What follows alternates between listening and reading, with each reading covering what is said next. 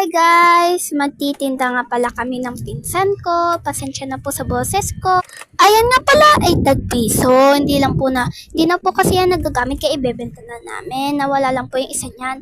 And ayan naman po ay tag-10. Nalaban na rin po yan at saka bago pa po yan. Di lang po namin nagamit ang matagal.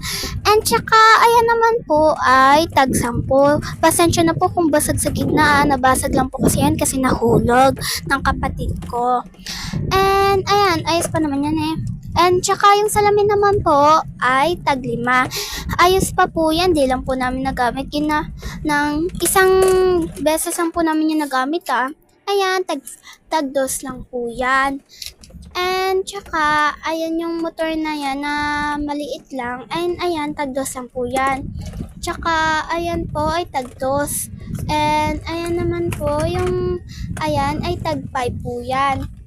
And tsaka, yung Barbie na may kasamang helmet ay tag-6 po yan. Kasi ayan po, bago pa naman po yan, wala pa po yan sira. At tsaka yung buhok niyan, bago pa po yan, wala po po yung sira. At tsaka ayan ay tag-3 kasi sira na rin po yung mga katawan niyan, yung mga pasensya na po kung mataas yung presyo kasi wala po kasi kami pang pang presyo. Kaya, ayan na lang po. Yung isa pong Barbie ay tag 5.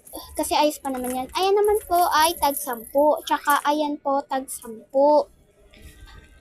And tsaka ayan po ay tag-2. Di lang po na namin nasama kanina. And tsaka ayan ay tag-piso. Ayan po ay tag-2. Bye-bye po!